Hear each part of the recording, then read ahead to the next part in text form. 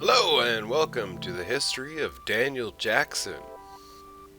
Dr. Daniel Jackson, Ph.D., is an archaeologist and linguist from Earth and a member of SG1, Starfleet's Command flagship team.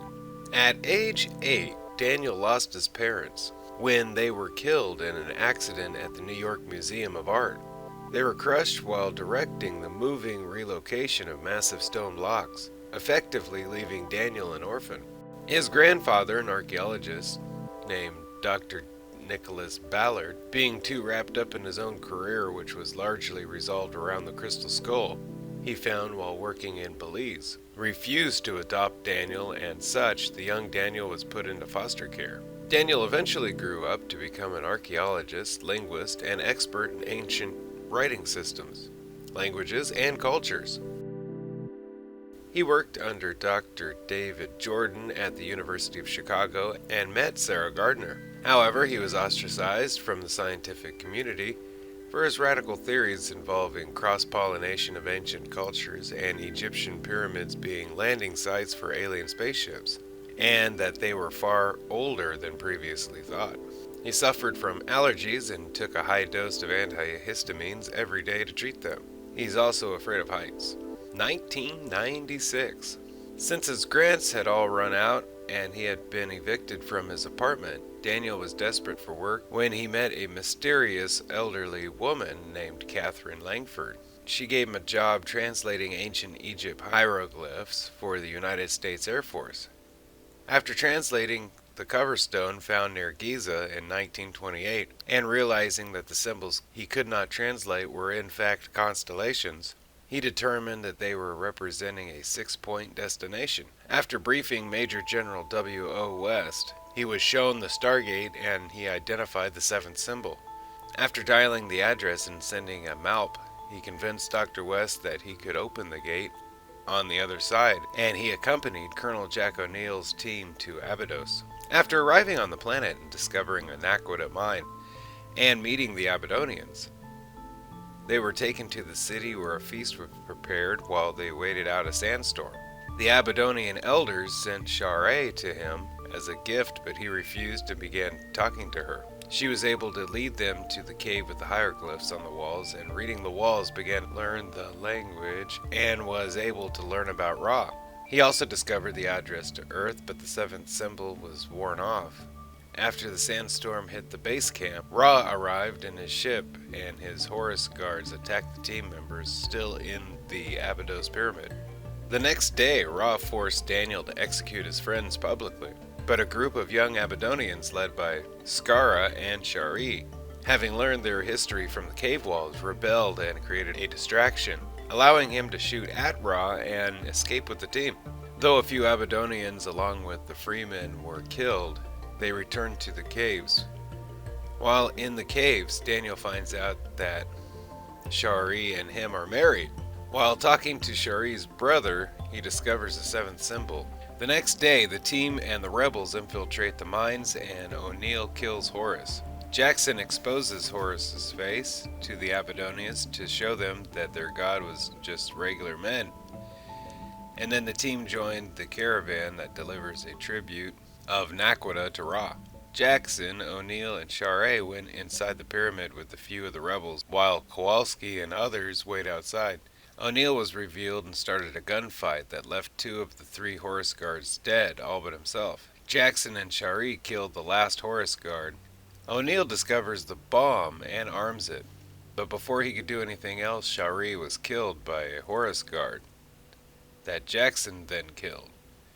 Desperate, Jackson used the opportunity when Anubis ringed down to send the bomb to Earth to ring to Ra's ship and use the sarcophagus to resurrect Shari, while O'Neill forgot Anubis and tried to disarm the bomb. Ra found Jackson on the rings, trying to return to the pyramid, and started to kill him with his Karakash.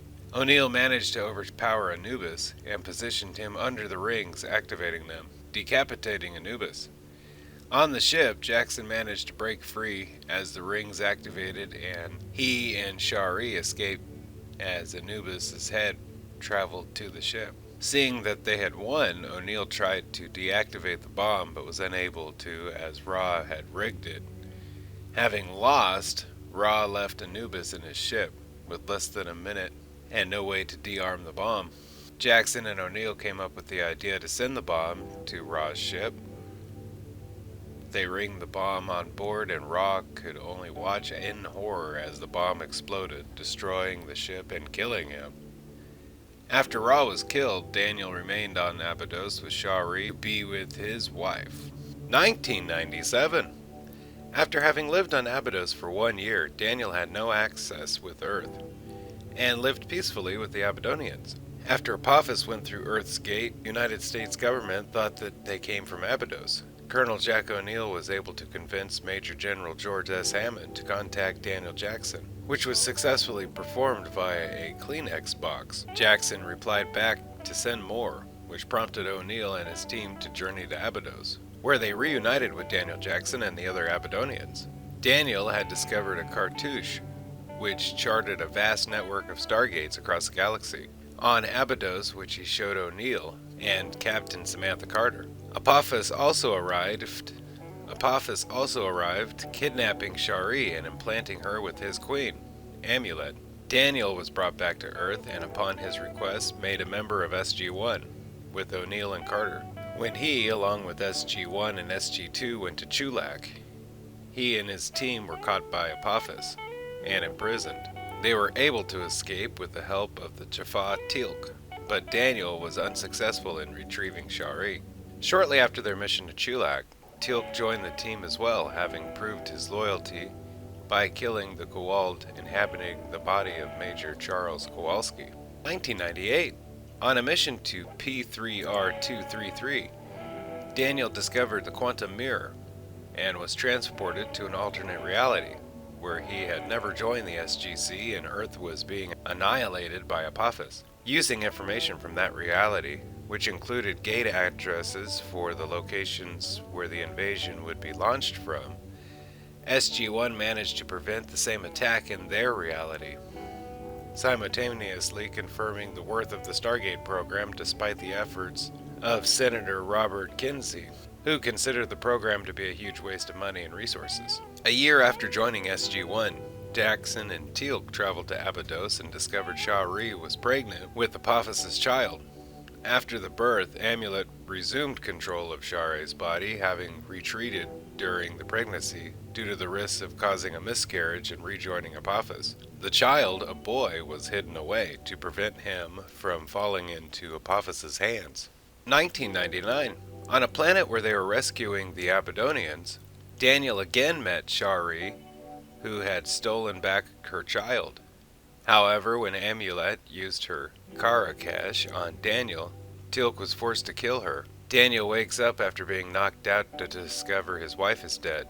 Not taking the news lightly, he views her body to make sure of it himself. A short time later, he has visions from Shari, one in the hospital and a second one at his home, and third at his house where Shari died. After recovering from his wounds, Daniel resigns from his duties at the SG1 due to the fact that he stayed on to find his wife, and now that she is dead, he has nothing left. In his final vision from Shari, she explains that now he needs to find the child, whom he discovers was a Harcesis. They kiss one last time at the end. Shari is shot, but in her final moments, she regains control over her body, saying, "I love you, Daniel," before dying. Daniel replies, "I love you too," while he strokes his wife's cheek. He then returns to his position with SG1 to find the Harcesis. In the year 2000, Daniel finally locates the boy on Kleb and discovers the Ascended, including Oma Dasala, and he left the child in her care. Daniel was reunited with his grandfather, Dr. Nicholas Ballard, when SG1 discovers a crystal skull similar to the one Nick had discovered in Belize in 1971. Nick chose to remain behind on the planet with the giant aliens they discovered there, so he could teach and learn from them. 2001. On Abydos, Daniel again met his stepson, who discovered he had been genetically aged and was named Shufu. Jackson asked the boy for the information he possessed on the Goa'uld, but Shufu said Oma Dasala had taught him to forget the information. When Daniel tried to convince him to remember it anyways, Shufu gave him a vision that showed how Daniel would have been corrupted by the knowledge of the Goa'uld, with Daniel having become a ruthless, emotionless, cold-hearted powermonger who eventually had the safety of the world in his hands. But he had gone to great lengths to achieve it, even alienating and killing his former friends, for which he had no guilt or remorse whatsoever, suggesting that he had also developed a psychopathic or sociopathic tendencies as well. 2002, Jackson impersonated Lord Yu's servant, Jaren, at the summit of the System Lords, where he planned to release a deadly poison that would kill all the System Lords. There he again met Osiris. Osiris revealed that Anubis had returned, and realizing how powerful Anubis was, Daniel didn't carry through the Tok'ra's plan to kill off all the System Lords. Daniel sacrificed himself to save the people of Kelowna from a Naquadria bomb, but the dose of radiation was lethal and he died. However, with the help of Oma Dasala, he ascended. As an ascended being, Daniel found that he was not allowed to interfere in worldly matters. When Colonel Jack O'Neill was captured and tortured by Ball, Jackson helped in the only way he could by offering O'Neill the opportunity to ascend himself. O'Neill rejected the offer and was eventually rescued thanks to Jackson, who told Teal'c in Kelno Reem how to give O'Neill a fighting chance. When Abydos was under a threat of Anubis, he told SG1 that they went to the planet to help. When Abydos was under a threat from Anubis, he told SG1 and they went to the planet to help. When he discovered that Anubis was ascended himself, he decided the law against interfering no longer applied, and tried to stop Anubis from destroying Abydos himself. However, Oma Dasala stopped him to avoid drawing the wrath of the others, and Anubis succeeded in annihilating the planet. Returned to his physical form, Daniel was found naked on the planet Vis Ubain. He had no memory of who he was, so they dubbed him Armam, meaning Naked One, and accepted him into their society.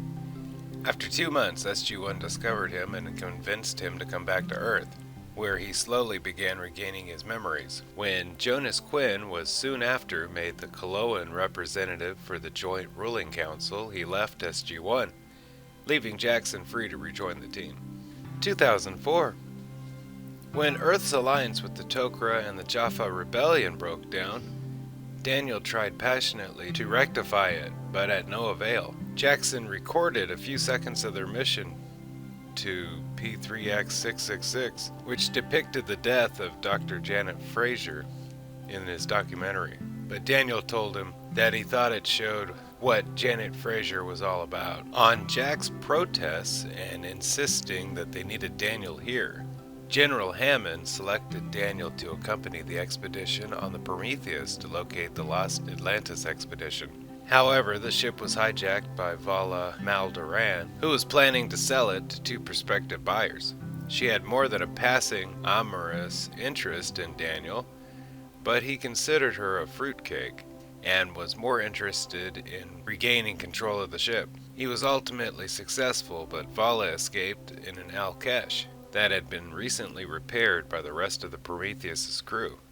The damage sustained was such that the mission had to be discontinued. 2005. When Daniel was captured by the replicator Carter, he was tricked into revealing the location of the weapon on Dakara, which was the only weapon that could be used to destroy her and all the replicators. However, the weapon was still activated, and the replicators were wiped out, but Jackson was killed.